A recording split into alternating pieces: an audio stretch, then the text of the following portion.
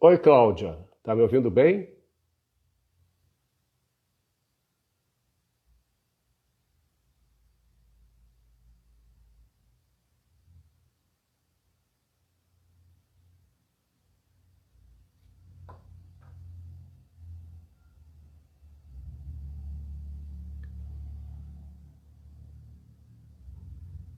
E aí, André, tudo bom? Seja bem-vindo.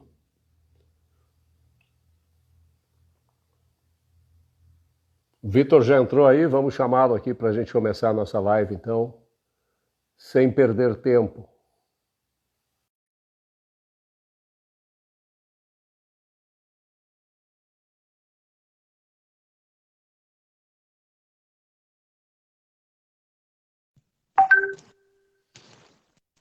Aí foi? Agora sim, Aqui tá fica de de lado, lado. né? Tem que botar de pé. Tentar improvisar aqui.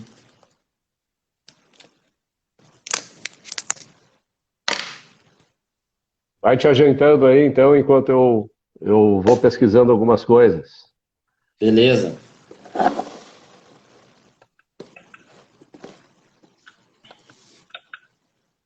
Vou ligar a luz aqui que eu tomei um bronze. Aí tô meio. Pois é, tu tá bem negrão, né, tchê? Ah, Eu tô muito um trabalho. branquelo aqui, meio cor-de-rosa. Isso aqui é muitas horas na sinaleira e panfletando. Eu imagino, eu Eu já imagino. tenho Isso aqui é muitas horas digitando na internet, né? eu já tenho uma facilidade, cara, de. A melanina já ajuda um pouco. Então, pegando o solzinho já estoura tudo. Que bom. Eu quando pego muito sol, eu consigo apenas ficar um camarão e descascar em seguida, né? Não tem como. Faz parte também, faz parte. O Agora, o importante. interessante é o seguinte, que a primeira pessoa que entrou na nossa live foi a minha irmã, né? Que me disse ser Uhum. uma fã. E a segunda foi Ah, a tua, né? ó, Eu vi entrar aí também, sim, a é, Marcela. a Marcela, né? É, Marcela, minha irmã. Acho que legal. daqui a pouco a mãe entra Bom, também. pelo menos a gente tem duas pessoas garantidas, né, na live, apesar de já ter nove, né? Mas se muitos desistirem, as duas estarão aí para nos dar força. Eu É, espero, né? tomara, tomara. Mas vamos sim, vamos sim. Deixa eu te dizer uma coisa, Victor, antes da gente começar a conversar um pouco sobre a tua pessoa e as tuas propostas para a Câmara de Vereadores, enfim, as tuas ideias a Sim. respeito de ética, política, etc., eu queria te transmitir um recado do Uhum. aniversariante do dia de hoje, que é o Marcel Van Hatten. Ah, legal, não sabia. Eu liguei para ele para cumprimentá-lo, ele me atendeu imediatamente, conversamos um pouco, disse para ele da admiração que eu tenho por ele, pelo trabalho dele, e comentei que eu venho fazendo diariamente, ele me disse que acompanha sempre, Sim. as lives com os novatos, né, na política, Uhum. principalmente aqueles que estão no novo. Claro, alguns mais antigos também, mas fundamentalmente o objetivo é trazer esses que, como tu, né, que nunca tiveram experiência política, são muito Sim. jovens ainda, estão estreando, Uhum. para a gente poder conversar um pouco, ver o que pensa e tal. E ele achou a ideia muito boa e mandou te transmitir um abraço, então a missão está cumprida, tá? Depois, quando tu Ah, encontrar o Marcel, tu avisa ele o que eu claro, te claro, disse, claro. Não, vou dar um tá abraço bom? nele. Sim. Então, aproveitar também, só dizer que é aniversário da minha mãe também, hoje. Ah, é? Aniversário da minha mãe hoje. Até não consegui passar muito tempo com ela. Mas legal saber, não sabia que era aniversário do Marcel, então a gente já tem uma conectividade grande. Sim, sim, pelo menos essa coincidência, né? É, legal, legal. Mas parabéns, A- Marcel. Tudo de bom pra ti. Agora me diz o seguinte, Vitor, tu tens. Tu és muito jovem, né? Quantos anos tu tens? 23. Pode repetir, porque truncou um pouco. 23 anos eu tenho. 23 anos, muito bem. Então me diz o seguinte agora, explica um pouco para mim e para o pessoal que está nos assistindo, qual é a tua trajetória pessoal, o que tu faz da vida, como é que tu chegaste nas ideias que eu imagino que tu defendas, né, ideias liberais, e o que te levou a participar da política e qual é o teu propósito, tendo escolhido fazer parte dessa atividade? Claro. Bom, então, para o pessoal que não me conhece ainda, eu sou o Vitor Braga, tenho 23 anos, sou estudante de Direito na PUC, estou terminando agora no último semestre de Direito, e virei um defensor da liberdade. A realidade é que desde pequeno, Roberto, eu fui influenciado por aquela ideia de arquétipo do herói. Aquela pessoa que tem que ter uma saga, um objetivo, uma causa pela qual lutar, se sacrificar. E aquela coisa, conforme eu fui construindo meu caráter, fui me desenvolvendo, aquilo ali me pegou de uma forma e me atraiu. Então, desde pequeno, assim, eu penso que eu tenho que construir um legado, digamos assim. E só que eu não sabia como. O grande problema para mim sempre foi como, o que fazer. Eu comecei no esporte, eu jogava futebol desde muito cedo, e eu achei que seria lá essa coisa, né? Infelizmente, eu não segui carreira no esporte, não rolou, não aconteceram algumas coisas, acabei parando. E quando eu estava no último ano do ensino médio, no terceiro ano, eu não sabia muito bem o que eu ia fazer. Eu tinha muita vontade de ajudar o meu país, ajudar a minha cidade, ajudar meu estado, só que eu não entendia muito das ideias, não sabia muito o que fazer. E ali foi que me chamou a atenção, eu comecei a prestar atenção na política. Foi aquelas eleições presidenciais, né, a Dilma, Aécio, aquela polarização toda, e com a internet começando a bombar a mil, eu comecei a prestar um pouco mais atenção, comecei a gostar, aquela coisa de meme, não sei o quê, e aquilo ali me prendeu, daí eu vi, opa, aqui tem uma oportunidade legal para talvez eu começar a estudar, começar a ver alguma coisinha e ajudar, tentar construir meu legado, começar a construir isso. Eu confesso, eu sou uma pessoa como qualquer outra, tenho minhas dúvidas, meus questionamentos, mas eu sabia que eu precisava ajudar as pessoas, precisava ajudar meu país, então eu resolvi fazer Direito. Entrei no curso de Direito da PUC em 2016 e lá, graças a Deus, eu tive a sorte de fazer amizade com pessoas que já falavam muito sobre política e elas me apresentaram as ideias liberais, ideias libertárias, e a gente começou a conversar, a discutir, eles viram que eu gostava também, era todo dia um ensinamento novo. E aí eu comecei a perguntar, amigo, colega, onde é que tu viu isso? Onde é que tu tirou essa ideia? Me indica aí. Eu comecei a estudar, caí nas ideias liberais, comecei a seguir o pessoal aí da internet, o Arthur do Mãe Falei, o Rafael de Ideias Radicais, o Paulo Cogos, outras pessoas aí. Comecei a seguir. E é importante destacar aqui também que hoje eu me declaro um libertário, mas eu não caí assim logo de cara e já sou libertário e tá tudo errado.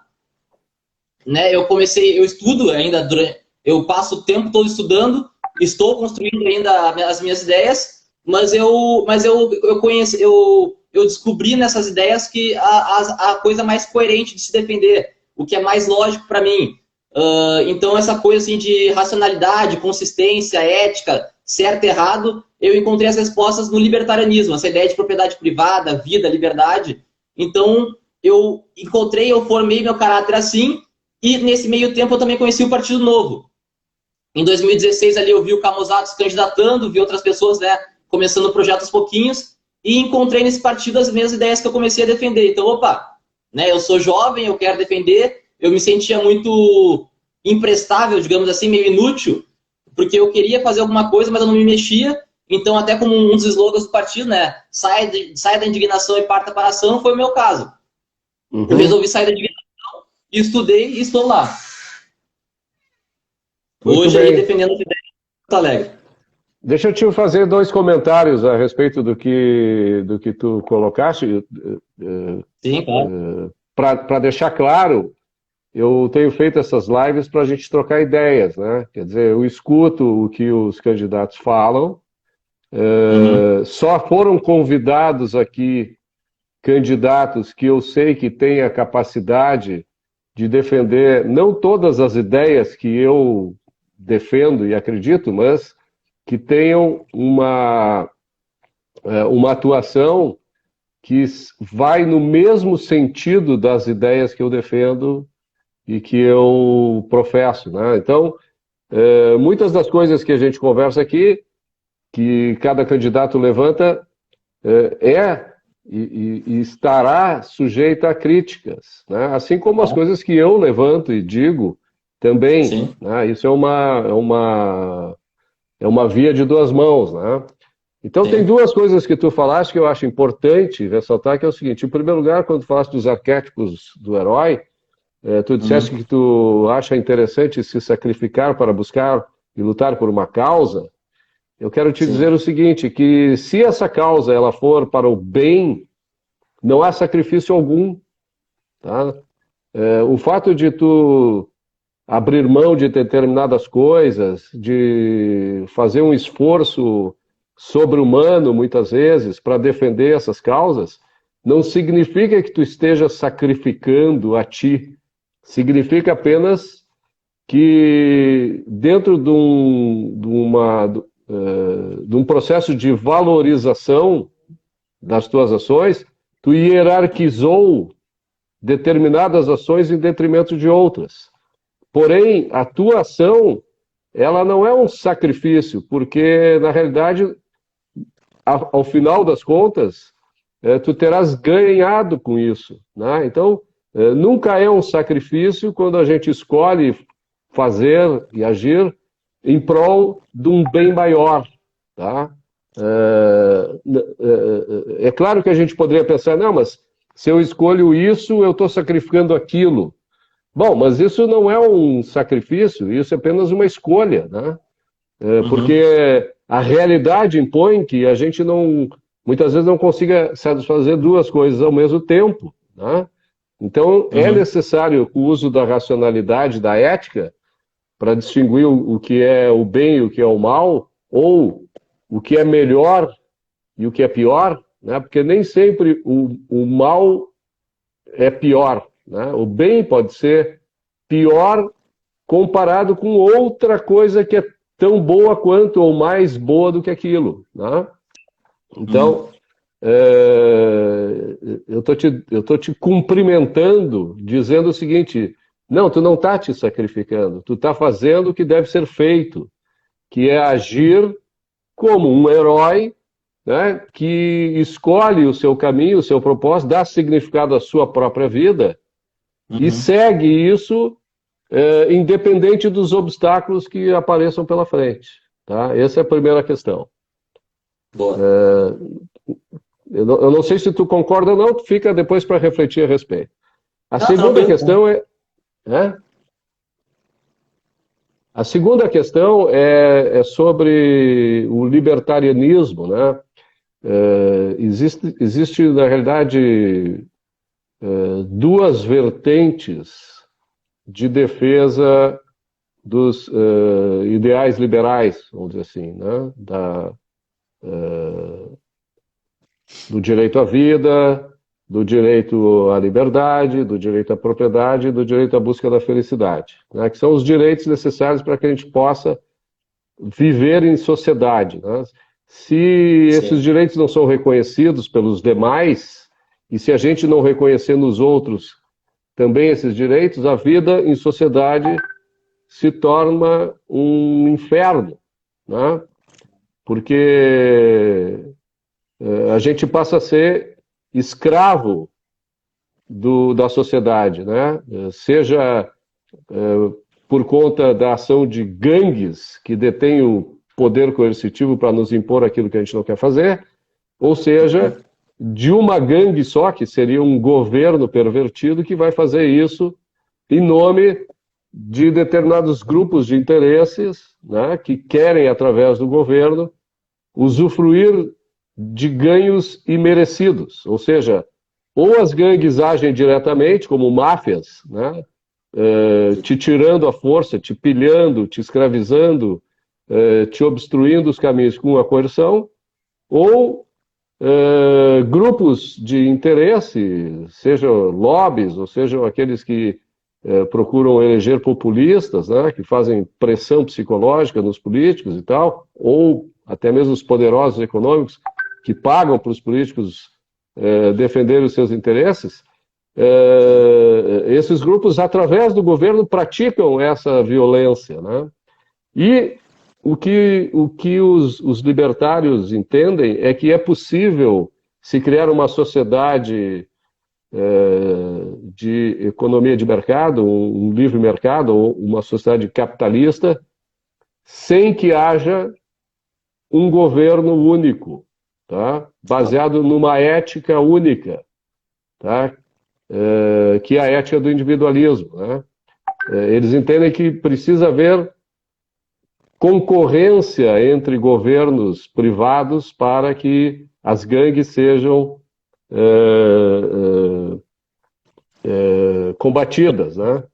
Só que exatamente o que seria isso? Seria uma situação equivalente, né? Quer dizer, em vez de ter uma gangue explorando o povo, vai ter várias gangues com o seu poder coercitivo explorando a sociedade, cada um defendendo uma determinada ética num determinado território, tá? Então, isso é uma longa discussão.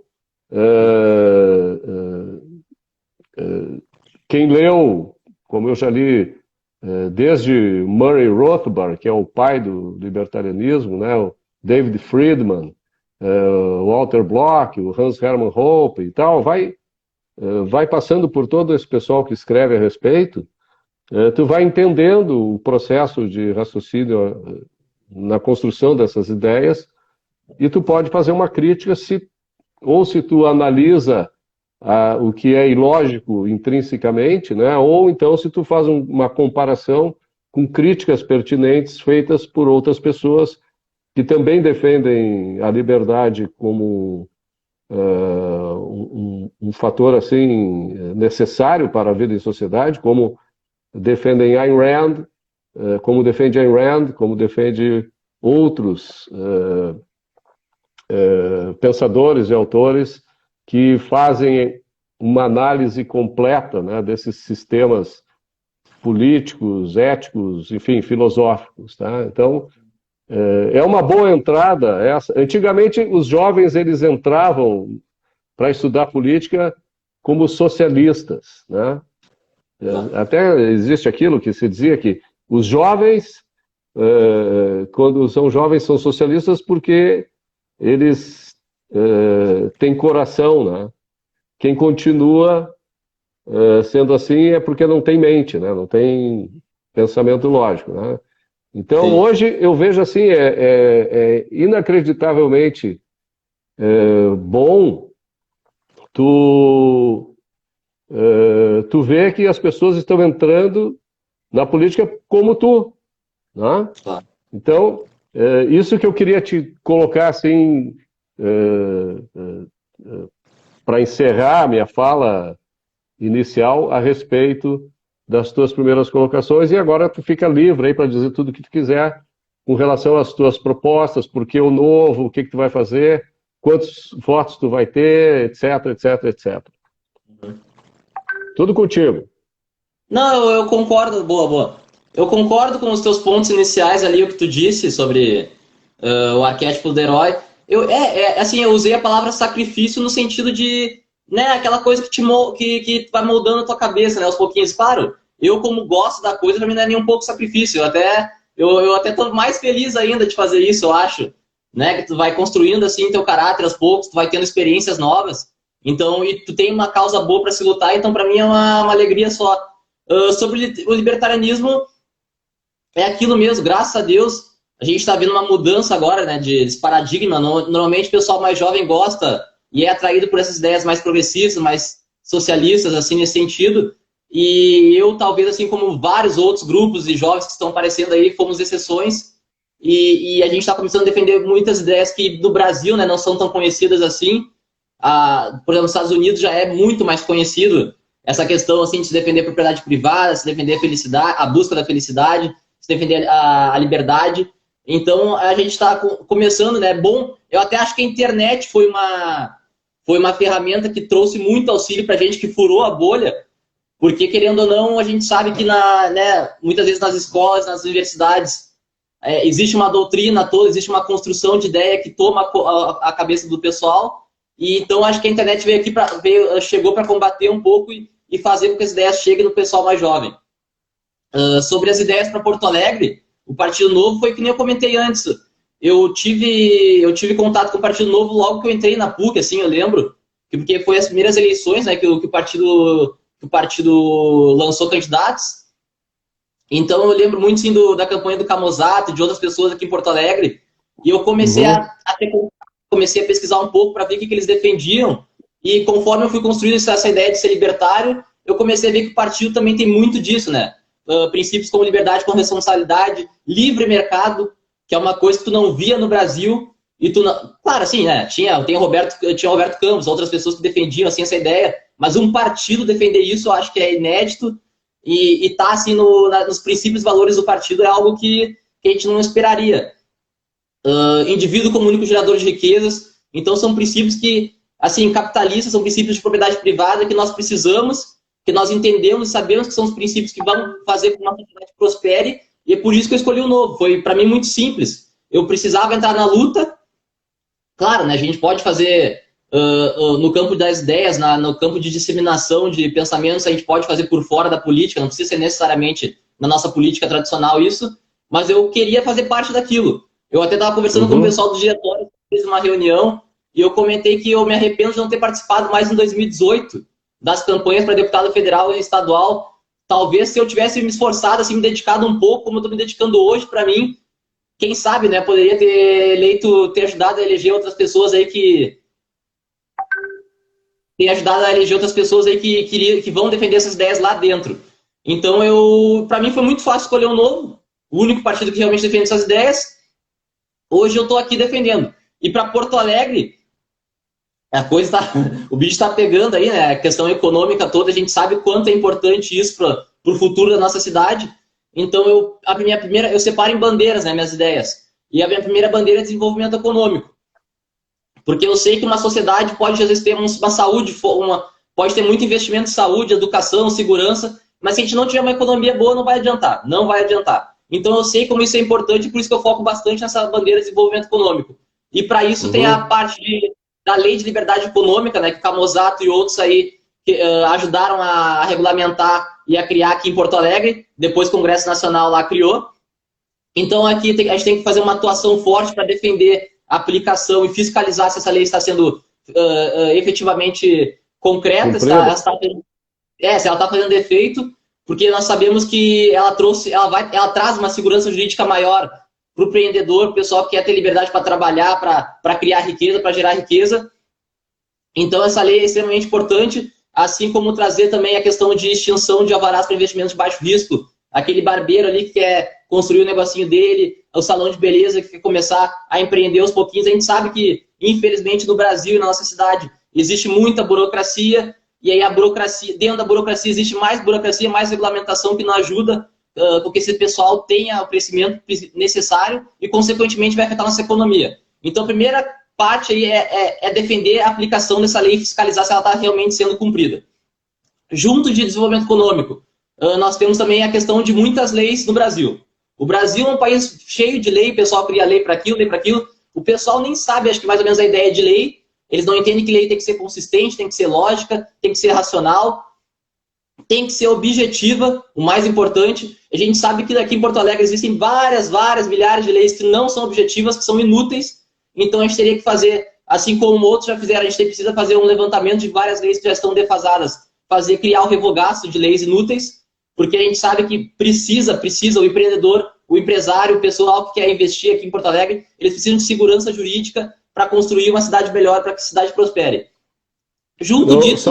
Só para explorar um pouco mais esse tema, que eu acho esse tema fundamental no trabalho de um vereador, né? Eu acho que é o mais importante, é lidar com as leis. Não existem apenas leis inúteis. As leis inúteis, elas até não fazem tanto mal quanto as leis nefastas, né? Porque nem toda lei inútil é nefasta. Mas tem leis nefastas que são impostas e que nós, as vítimas, né, do poder público, acabamos tendo que cumpri-las, porque senão as penas são muito rigorosas. Então, Até nessa discussão sobre leis inúteis, uma vez discutindo isso com o próprio Camozzato, eu disse assim, eu preferiria que a sociedade revogasse essas leis inúteis, como sal na mesa, essas coisas todas, sozinha, né? Não precisa ir lá alguém revogar aquilo, não. Nós, sociedade, temos que fazer desobediência civil com relação a isso. Tá? Claro que isso tem que ser uma coisa coordenada e tal, mas se há políticos capazes de revogá-las através de novas leis libertadoras, ótimo. Então, leis inúteis, sim, temos que combater, mas o pior são as leis nefastas, aquelas que violam os nossos direitos, como a gente falou antes, né? Direito à vida, à liberdade, à propriedade e o nosso direito à busca da felicidade. Te interrompi, vamos adiante. É que o problema é que o pessoal, que eu comentei antes, né? Na realidade, o pessoal não tem nem ideia do que deve ser uma lei. Esse é o problema. Então, o pessoal entra lá com as ideias, né? Às vezes com boas intenções, e eles acabam criando coisas que eles acham que vão fazer bem, e aquilo ali não tem nada a ver, é uma inconsistência só, não deveria nem ser chamada lei por definição, porque ela cria conflitos ao invés de resolver e evitar conflitos. Então, e claro, né, desobediência civil eu também. Bom, eu sou um libertário, eu gostaria muito que o pessoal, às vezes, o pessoal pratica, né? Eu converso muito assim com os ambulantes aí em Porto Alegre, eles têm se queixado muito da SMIC, ali na Orla principalmente, porque eles não poderiam estar vendendo em alguns pontos ali, só que não tem como, né? Ali são pessoas que precisam trabalhar, precisam sobreviver, e elas veem uma oportunidade onde tem uma necessidade. Então, onde há uma aglomeração de pessoas, por exemplo, num calor, num dia de verão, num dia quente, pessoas caminhando, brincando, é óbvio que elas vão atrás de uma água, vão atrás de uma cervejinha, porque eles vão sentar com amigos, não sei o quê. Então, é óbvio que vai ter alguém ali para explorar essa situação e, né, poder lucrar, gerar uma riqueza e também suprir a necessidade das pessoas. Então, assim, o pessoal, eles acabam fazendo mais ou menos isso. É claro, né, existe um senso que infelizmente, né, o Estado é forte, a gente tem que respeitar, porque pode acontecer aquilo, e o medo e tal. Então, com a desobediência civil também a gente tem que estar lá dentro para, vamos combater isso aí, a gente está com vocês, a gente defende isso, isso é lógico, isso é certo, então vocês podem contar com a gente. Também voltando à questão da bandeira de desenvolvimento econômico, desregulamentar e desburocratizar o setor econômico inteiro, defendendo a questão das privatizações, concessões e as PPPs, né? Aqui em Porto Alegre, a gente sabe, existe uma empresa de transporte público, que é a Carris. Bom, eu acho que no século XXI, pô, tu tem uma empresa estatal de transporte público onde só dá prejuízo, é um negócio meio complicado, né? E assim, a questão, até depois eu vou entrar na parte de transporte coletivo um pouco mais, mas a gente sabe que essas empresas, existe um edital de contratação para licitação, né, para elas explorarem essa área, e na verdade isso acaba criando um monopólio, a cartelização do mercado, impedindo com que outras empresas venham competir, e muitas vezes as empresas oferecem serviço ruim, precário, passagem cara, que a gente sabe que a prefeitura regulamenta um pouco isso também, e ao mesmo tempo tem uma estatal que dá prejuízo. Quando uma estatal dá prejuízo, a gente já sabe, tem que tirar dinheiro da prefeitura, do povo, através dos impostos, e suprir essa necessidade. Ou seja, o cidadão, muitas vezes, eles não têm consciência disso, mas eles pagam 2 vezes pelo serviço. Pagam na hora da passagem e pagam através dos impostos depois. Então, eu acho que, tu tem uma empresa de transporte público em pleno século XXI, sendo que tem a Buser, tem a Forbus, tantas outras empresas aí que querem competir, querem trazer um serviço bom, suprir uma necessidade do indivíduo, do consumidor, porque a gente sabe que quem manda no final é sempre o consumidor, ele que dá o aval se o serviço é bom ou não, utilizando o serviço. Então a gente tem que lutar também para a abertura do mercado, a gente tem que defender essa questão das concessões, das PPPs, a gente precisa entender que a iniciativa privada está aí para nos ajudar, o capital privado está aí para nos ajudar, pessoas querem sim buscar o lucro, querem sim buscar gerar riqueza, mas querem oferecer serviços bons, não adianta. A gente só vai ir atrás de um serviço se o serviço for bom. Então a gente precisa ter essa consciência e trazer essas pessoas para cá, fazendo com que a cidade cresça, prospere e melhore a vida do indivíduo. Ali entrando dentro do transporte coletivo, dentro do transporte público, mobilidade urbana. Tem a questão que eu comentei agora do edital de contratação, de licitação, que cria esse monopólio. Então uma das ideias é lutar ao máximo para que o prefeito, por essa ideia na cabeça do próximo governante, que é necessário trazer competição nesse setor, trazer empresas e empreendimentos que queiram trazer serviços melhores. Então, quebrar essa questão do edital e regulamentar para que outras empresas possam vir competir e não monopolizar o mercado. Também tem a questão dos táxis em Porto Alegre.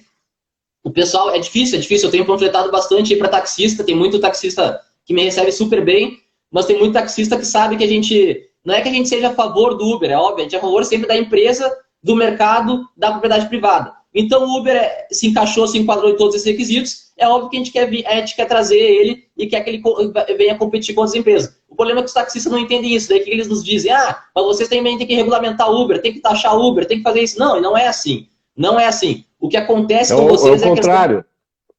É isso. O problema é que eles têm tanta taxa e licença para conseguir a questão de explorar esse mercado, né, os taxistas, que eles não entendem que é isso que impede eles de crescerem. E não é o contrário. Isso até é um problema que a gente não tem essa questão de senso de justiça. O pessoal acha que assim, só porque eu sofro injustiça, o outro colega também tem que sofrer injustiça para a gente ficar equiparado. Não é assim. Se o outro colega não sofre injustiça, eu também não tem que sofrer. E essa tem que ser a luta.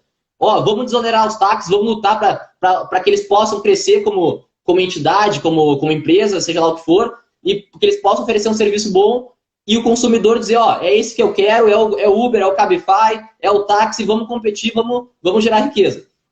Uhum. E também tem a questão de incentivar, trazer para Porto Alegre outras espécies de modais, né, do transporte. Aqui a gente teve o exemplo agora do Grilo, que atua mais naquela região ali, Moinhos de Vento, Parcão, que é mais ou menos um triciclo, se não me engano.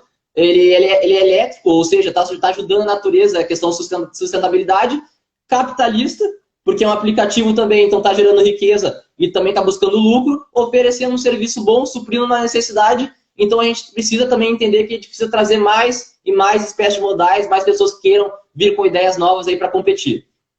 Então transporte público, mobilidade urbana seria essa questão. Tem a questão dos impostos, que é uma das que eu mais gosto.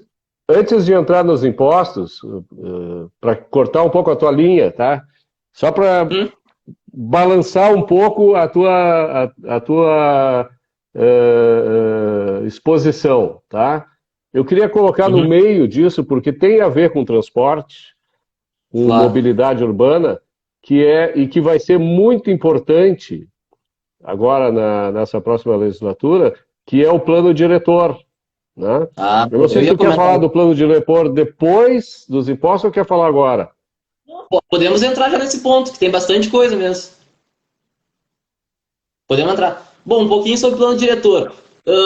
O que acontece hoje? Na realidade, a gente sabe que, bom, pelo menos nós, liberais, libertários, a gente tem essa ideia que um planejamento central coercitivo não funciona.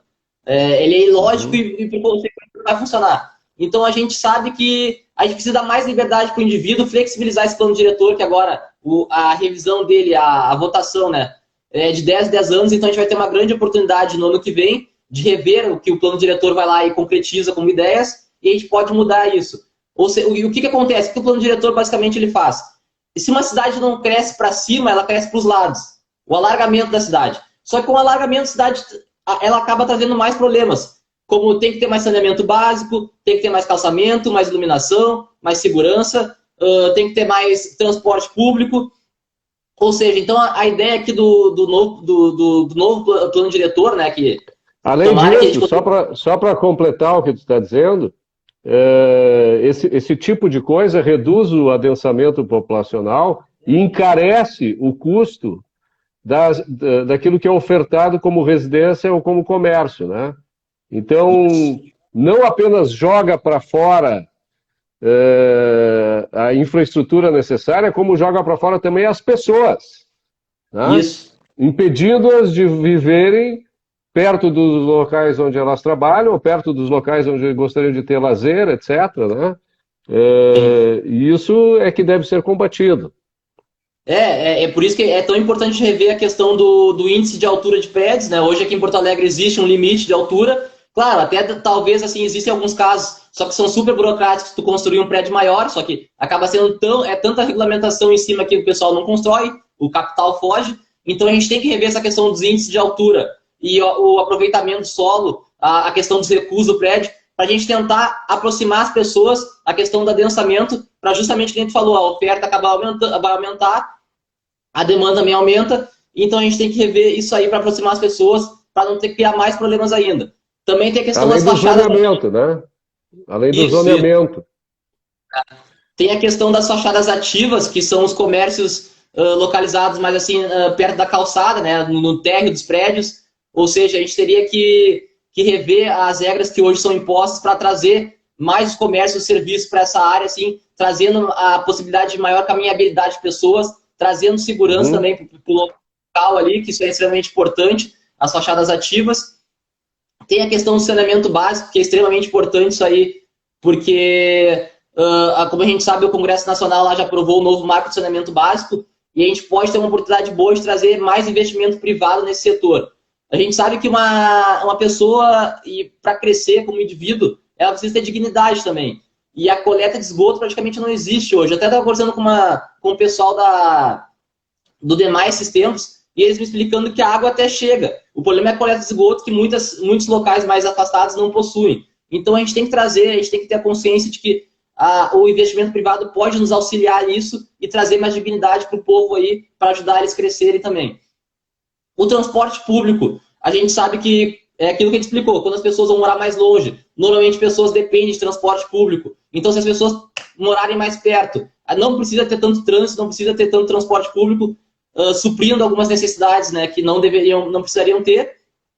E o que mais o plano diretor a gente pode dizer aqui? Eu acho que basicamente é isso. A ênfase no zoneamento é importante também, porque a implantação de projetos mistos, né, que incluam no mesmo prédio atividade comercial e atividade residencial, né, isso faz com que aumente a segurança, aumente a interação. A gente conhece cidades no mundo inteiro que a gente gosta de viajar, de visitar e tal, acha ótimo aquilo, quando volta para cá, vê a decadência do centro, vê a decadência nos bairros, não sabe por quê, né? Exatamente por isso, porque aqui fazer esse tipo de coisa é impensável, né? Exatamente, estava vendo um vídeo do Rafael, até do Ideias Radicais esses dias, e ele comentando, ele brincou justamente isso. Se o pessoal vai para Paris, vai para a Europa, não sei o que, eles adoram aquela coisa. Mas ninguém entende, né, que existe essa ideia de adensamento e de prédios altos e trazer a pessoa para o convívio social nas calçadas. Então a gente também tem que ter essa consciência, olha, se a gente quer um país e uma cidade assim, a gente tem que trazer essas ideias para cá e lutar por elas. Então é bem o que tu disseste e o que o Rafael falou também sobre essa questão do adensamento. Eu costumo dizer o seguinte, já que Porto Alegre não tem vocação para ter metrô, por exemplo, né? Talvez a gente pudesse substituir o transporte horizontal pelo transporte vertical, elevadores, né? Os elevadores são um meio de transporte também. Então, imagina Nova York sem elevador. É impensável, né? O elevador propiciou que a sociedade, a humanidade optasse por soluções de residência, moradia, etc., que antes era impensável, né? Então, não há mais por que a gente querer alargar tanto o espaçamento nas cidades do que após a invenção do elevador e de todas as benesses que a tecnologia colocou à nossa disposição. Então, concordamos aí também. Também eu até tinha esquecido de comentar que a ideia de regularização fundiária. Nada mais é que dar o título de propriedade para as pessoas que ainda não têm. Elas constroem constroem as casinhas delas, muitas vezes, né, em lugares irregulares, digamos assim, que a prefeitura, o Estado, alguém entende que é irregular. Eu, como sou um defensor da propriedade privada e um libertário, eu entendo, eu tenho essa questão da posse, de quem chegou primeiro, construiu e trabalhou a terra, é dono daquele lugar. Então, eu acho que nada mais justo, ético, do que tu dar o título de propriedade para a pessoa, até para fazer com que o poder público possa chegar até ela e fazer com que ela possa crescer como indivíduo. Então, essa questão da regularização fundiária é uma coisinha meio complicada, aí, complexa na prefeitura, porque tem muito interesse em jogo, tem muito partido ali que comanda algumas coisas, algumas, né, secretarias que são meio burocráticas, digamos assim, mas é uma luta que nós temos que enfrentar, não interessa quem comanda, que é o que é o justo a se fazer, é o ético a se fazer, é o certo a se fazer. E também tem a questão do governo digital, que até entra na parte de desenvolvimento econômico, que é tentar digitalizar o maior número de documentos públicos para facilitar que as pessoas possam vir aqui e investir na cidade. Porque, querendo ou não, a burocracia sempre passa mais gente, né? Então, acho que sobre adensamento, sobre plano diretor, é mais ou menos essas coisinhas assim que nós temos que lutar. Porque a gente vai ter uma grande oportunidade ano que vem, é só de 10 anos que o pessoal revê o plano diretor e não podemos deixar escapar essa nossa chance. Aí entrando essa questão fundiária, né? O importante, eu até nem acho que seja tão importante o governo chegar às pessoas a partir do momento em que elas adquirem o título. Claro, o governo vai prover segurança, vai proteger a propriedade daquelas pessoas, mas vai taxar também para isso, etc. O importante mesmo, no meu modo de entender, é que a partir do momento em que a propriedade está declarada, né, está manifesta, aquele bem ele passa a ter um valor, dada a segurança jurídica que ele adquire, que até então não tinha. Então as pessoas podem usufruir do valor daquele bem como gostariam, como bem entender, seja colocando como garantia em empréstimos para criar um novo negócio, ou para, enfim, melhorar o seu padrão de vida, seja para vender aquilo para alguém buscando um lugar mais barato, eventualmente, para adquirir e viver. A criação de valor a partir da titulação é uma coisa fantástica, né? É quase incomensurável. A gente não sabe quanto tem de valor agregado naquilo que tem dono de fato, mas não tem dono de direito, né? Porque se não tem dono de direito, aquilo vai ter que ficar na mão daquela pessoa para sempre. Ela não vai poder dispor daquilo. Muitas vezes até ela não vai nem poder sair do lugar, sob pena de quando voltar alguém já ter ocupado, né? E ter tirado a posse, né? Então, é inacreditável o poder de criação de riqueza que tem com o reconhecimento da propriedade privada, ainda mais se ela for estabelecida em cima de terra de ninguém, né? O que é terra de ninguém? É a terra que o governo controla, né? É a terra do governo, é de ninguém, né? Não tem dono, porque o governo não tem dono. O governo, o pessoal não entende muito, mas o governo simplesmente chega e declara. Mas não existe nenhum link objetivo direto dizendo, tá, eu posso chegar também agora e dizer, ó, aquela parte daquela ilha lá, não sei onde, também é minha. Não tem nexo nenhum, não tem lógica nenhuma. Então, Claro. a regra normalmente que o libertário usa, o Hoppe, por exemplo, a questão de recurso escasso, o primeiro indivíduo que chega e trabalha a terra, trabalha o local, trabalha o recurso escasso, é dono daquilo e se torna a propriedade privada dele. E propriedade privada é um dos princípios mais dignos que nós devemos defender, e pena que o Brasil não tem essa ideia, né, de propriedade privada de ser tão importante assim aqui no nosso país, infelizmente. Na realidade, quem primeiro defendeu essa ideia, eu te recomendo que leia, foi o grande defensor dos direitos individuais, o John Locke, né? Foi o John Locke que teorizou e demonstrou a virtude, a justiça do chamado homesteading, né? Que é quando alguém se apropria originalmente de algo para, naquilo, misturar o seu trabalho, né?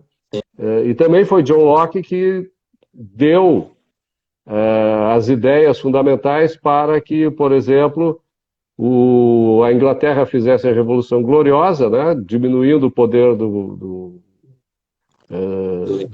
rei, né?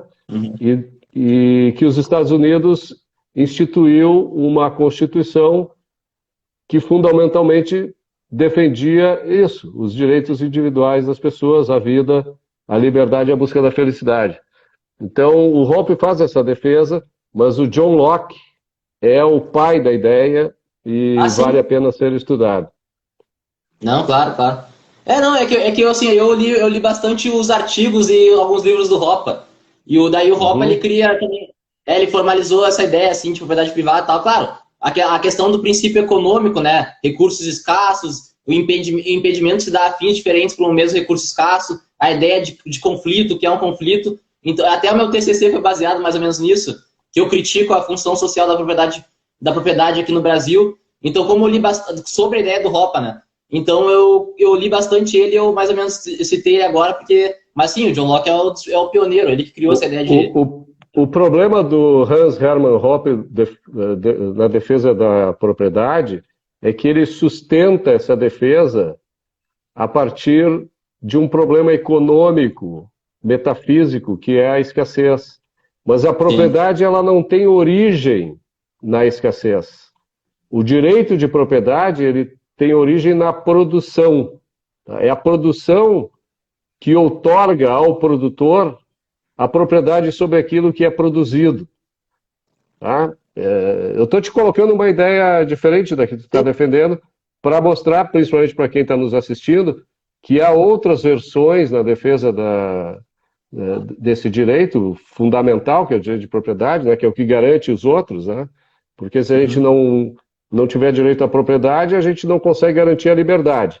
Se a gente não tiver direito à liberdade, a gente não consegue criar e adquirir as coisas que formarão a nossa propriedade, né? Então é tudo um ciclo, né, que não pode ser rompido. Então o Hoppe faz uma defesa que eu acho meia boca, tá? Mas isso é uma opinião minha. Eu prefiro a defesa moral da propriedade, tá? Não econômica, moral da propriedade. Se eu produzir uma ideia, e aí vem a propriedade intelectual que eu defendo, e se eu, com essa ideia, produzir algo, né, eu sou proprietário dos dois e ninguém pode me tirar.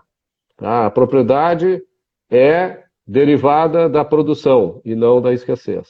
Tá?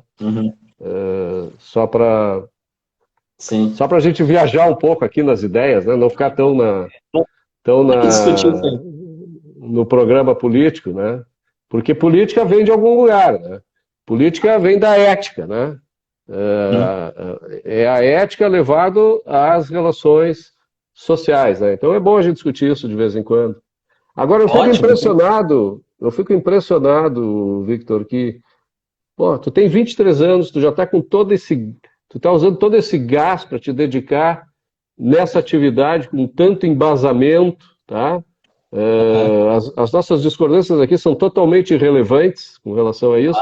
O que importa é realmente que tu está buscando transformar a nossa sociedade na direção de um mundo mais livre, de pessoas que tenham seus direitos reconhecidos para poderem florescer e prosperar da maneira que quiserem.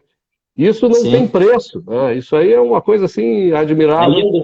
E eu acho que tu materializa, vamos dizer assim, tu personaliza o arquétipo de herói que tu tinhas mencionado antes. Tá? Eu tenho uma admiração muito grande tanto pelo empreendedor que cria valor, quanto por aqueles que entram na política para defendê-los. Tá? Eu acho isso não tem preço. Né? Roberto, é que nem eu comentei antes contigo. Eu tenho essa intenção, eu tenho essa ideia de querer construir um legado, e como eu me meti nisso, eu sempre pensei, não, se eu vou atrás disso, eu preciso ser bom no que eu faço. Então eu estudo muito durante, assim, eu ouço muito vídeo, leio muito artigo, leio livro quando eu posso, e o que eu pensei? Não, se eu quero fazer isso, eu preciso ser bom no que eu vou fazer. Claro, assim, a gente vai pegar pessoas, por exemplo, eu e tu agora, a gente está discordando a questão de propriedade privada. Quase nunca tu vai ver uma discussão dessas por aí. Então, assim, e daí só um parênteses, né? Só um parênteses. Nós dois estamos defendendo a propriedade privada por razões diferentes. É melhor a gente ficar discutindo isso na política do que ter que discutir com aqueles que são contra a propriedade privada, que discutem conosco porque se opõem às nossas ideias, né? Sejam as tuas ou as minhas, né? Sejam as do Hoppe, do Locke ou da Ayn Rand. Então, cara, isso aí é uma coisa assim que me deixa emocionado. Não, mas é o que eu comentei, eu como eu queria ser, e quero ainda, né? Claro, a gente está sempre aprendendo, a gente está sempre num processo de construção, mas como eu sempre pensei e sempre tive esse objetivo de querer ser bom, e ter coerência no que eu defender, do que eu vou defender, do que eu irei defender, e ter lógica, consistência, coisa. Então, eu vou ter que estudar. Então, eu acabei caindo no Hoppe, acabei caindo no Rothbard, a Nine Range, pô, é sensacional, é sensacional. São coisas que eu nunca esperaria entender. Às vezes a gente vê muito, bom, eu sou um fã dos Estados Unidos, e a gente vê muito o americano defendendo essa ideia, sabe, de propriedade privada, não sei o quê, não sei o quê. Eu fico pensando, nossa, mas de onde é que eles tiraram isso aí? E aí a gente vai atrás, a gente começa a ver, pá, mas vem daqui, vem dali. Então a palavra, acho que a melhor palavra para se usar é lindo mesmo, é uma maravilha. Não tem. É isso aí. É isso aí. E quando... Deixa eu ver que horas nós estamos aqui. O que tu tem ainda? Deixa eu ver que horas são. Nós temos quanto tempo ainda? Temos ainda 10 minutos para a gente conversar. Antes de cair aqui o Instagram. O que mais tu quer me colocar aí para a gente poder discutir dessa maneira? Não, acho que falar de imposto rapidinho. Tá, mas imposto mesmo. Não tem o que falar. Imposto é roubo, pronto. Não, tu vai discutir o quê? Não, isso aqui é até legal deixar claro, porque às vezes o pessoal acha que vereador tem poder de chegar lá e mexer assim, né? Propor alteração e tal, e não é assim. Infelizmente, ou felizmente, dependendo, é só o prefeito que pode ter tem essa competência. Então, eu acho que uma das minhas bandeiras que eu defendo muito a redução e até a extinção na verdade seria de todos, mas né, de alguns. Então, seria defender ao máximo alíquotas mínimas para os impostos, incentivar políticas e ideias para fazer com que a Câmara e a Prefeitura consiga cortar gastos desnecessários para fazer com que a gente possa diminuir o imposto. Porque a gente sabe que a gente não pode cair na ideia de que a Prefeitura vai abrir mão de receita, porque infelizmente não vai. Então, para que ela possa abrir mão de receita, a gente tem que fazer com que gaste menos para poder diminuir algumas coisas. Principalmente o IPTU, que é um dos impostos, todo imposto é socialista. Mas agora o IPTU sobre a propriedade privada, para mim, é o pior de todos. Hoje eu escrevi um texto, eu estava discutindo com uma pessoa sobre a diferença entre taxa e imposto, né? E eu estava explicando que taxa é algo que tu paga mediante a contrapartida da oferta de um determinado bem, né? De um produto ou um serviço que tu recebe. Então, o pagamento de taxas, ele é voluntário. Tu vai pagar se tu usufruir, se tu resolveres voluntariamente contratar aquele serviço, mesmo que ele seja prestado pela prefeitura. Por exemplo, taxa de coleta de lixo, né? Não é o caso de Porto Alegre, que me parece que a cobrança é compulsória, é um imposto e não uma taxa, né? Parece que vem no IPTU. Tem que analisar a taxa de coleta do lixo, se está embutido ou não. Então, se eu não quero aderir ao pagamento ao serviço de coleta de lixo, eu não pago. Se eu for usufruir, eu pago, né? Voluntariamente eu vou decidir uma coisa ou outra. Agora, imposto é quando te cobram uma coisa, o governo te cobra uma coisa, mesmo que tu não utilize. Tu não tem o direito de optar por pagar ou não, né? Então, o que eu vejo para a prefeitura é o seguinte: a prefeitura deveria abrir mão 100% dos impostos, tá? E adotar a cobrança de taxas quando o cidadão, né, o indivíduo, opta por receber um serviço voluntariamente. O IPTU é um absurdo, né? É um imposto assim que não tem fato gerador, que não tem contrapartida, né? E não é só então reduzir a despesa. Reduzir a despesa é necessário, mas não é só isso. Também tem que reduzir a maneira como a prefeitura se financia. Então tem que deixar de mão, mesmo que aumente o valor das taxas, tá? Mesmo que aumente o valor das taxas. E principalmente a partir da liberação da oferta, né? Quer dizer, não adianta a prefeitura, como da Carris, né? Ok, a Carris tem concorrência, né? Então tu anda de ônibus da Carris se tu quer, ou então tu anda em outros. Mas tem linhas que não, que há monopólio. Então, pô, tu pode escolher usar ou não, mas se tu resolver usar, tu não tem alternativa. Tu vai acabar caindo naquilo, né? Eu acho que todo vereador liberal deveria pensar sempre para caminhar nessa direção, independente dele ter o poder ou não. tá? Porque, Claro. afinal de contas, ele tem o poder também de fazer a cabeça do prefeito, Sim. influenciar e fazer com que a população pressione o prefeito para adotar esse tipo de legislação, né? Menos imposto, mais taxas, mais liberdade para as pessoas poderem optar pelos serviços que desejam que a sociedade preste. Eu acho que a ideia de governo é mais ou menos isso, né? Essa questão de ser voluntário. A gente quer um serviço, a gente vai lá e paga pelo serviço, é simples. E junto disso tem que ter competição, por isso tem que se abrir o mercado, defender o princípio de livre mercado. Porque quando o serviço detém monopólio de alguma área, fica difícil, às vezes, se prestar um serviço bom de qualidade. Então a gente tem que defender essa questão de voluntariado, de algo de ser voluntário, do indivíduo querer ou não optar por dizer sim ou não, eu quero ou não quero. E com isso também defender a questão de livre mercado para haver competição, exatamente isso. Acho que a ideia de governo deveria ser assim. Pena que eles E tem chegam outra em coisa, porque se tu tá num lugar que custa X imposto, né? Vamos pegar o IPTU. O IPTU é tanto.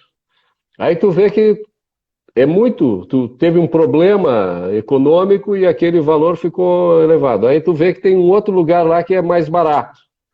Então tu te muda, tá? Ou então tu não precisa mais ter os filhos na escola. Tu estava numa região, porque a escola era melhor, não tem mais essa necessidade, tu muda de lugar para pagar menos imposto e também porque tu não demanda educação para os filhos. Aí tu te muda. Aí vem o prefeito e faz o quê? Aumenta o imposto depois de tu ter te mudado sem que tu tenha feito nada, né? Para valorizar o teu bem, né? Tu não fez nenhum investimento para aquilo. Isso é um crime, né? Na minha opinião. Por isso que a gente tem que trocar o prefeito da nossa cidade, né? Entre outros motivos. mas matou a charada aí agora. O que mais tu quer dizer para nós, então, de imposto, Vitor?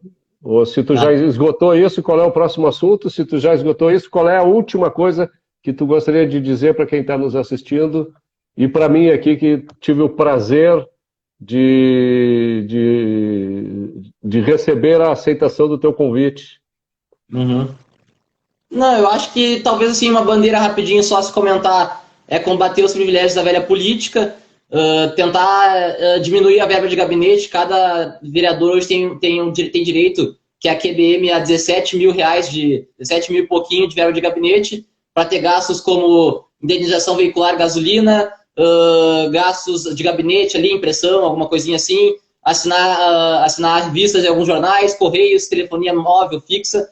Então, é algumas coisas que eu acredito serem meio desnecessárias para o vereador e que acaba tirando dinheiro do povo, e a gente quer que o dinheiro fique no bolso do cidadão. E assim como também tentar reduzir o salário dos vereadores, né? Para tentar aquela coisa que a gente entrou antes de tentar cortar um pouco as despesas desnecessárias para tentar diminuir o imposto. Então, seria mais uma bandeira rapidinho nisso. E deixar aqui, acho que a gente está se caminhando para o final. Agradecer a ti pelo convite, tá? Sinal que meu trabalho aí, a gente tá gerando frutos, a correria e tudo, e a gente, tu, assim como eu, a gente defende um ideal melhor, a gente quer que o nosso país prospere, a gente sabe quais são as ideias boas, ideias certas para se fazer isso. Então, como tu disse no começo, não é uma questão de sacrifício, mas é uma questão muito simples do jovem querer ir lá lutar, querer se engajar na política, porque querendo ou não, alguém vai te governar, a verdade é essa. Então, a gente tem que lutar para que esse poder deles diminua e defender as ideias certas. Então, eu, assim como jovem, eu entendi muito cedo que era necessária essa luta. Eu espero que as pessoas que estejam vendo aí continuem lutando, continuem acreditando. Às vezes o pessoal também pode procurar pesquisar melhor uma coisinha que a gente falou, para tentar, né, construir também um ideal de sociedade melhor, com os princípios certos. E nós estamos aí, a luta está aí. Eu não vou parar enquanto não conseguir chegar no meu objetivo. E eu espero que o meu objetivo traga as melhorias para o nosso país, para a nossa cidade de hoje aqui. Então, pessoal que nos assistiu aí, muito obrigado. Ao Roberto também, muito obrigado. E a luta por uma cidade melhor continua. Novas ideias para uma nova Porto Alegre. Beleza, Vitor. Muito obrigado. Boa sorte para ti. Falamos depois que tu te eleger. Eu quero fazer uma live contigo de novo depois que tu estiver sentado lá na cadeira de vereadores. Tá? Com essa tua energia, merece ser colocado lá. tá? E eu espero que a sociedade mereça te ter lá também, né? Porque é ela que vai te levar para onde tu gostaria, né? Boa noite para ti, boa noite para todo mundo que nos assistiu aí e boa sorte no dia 15, então. Valeu! Valeu, Roberto. Boa noite. Tudo de bom para ti. Para ti também.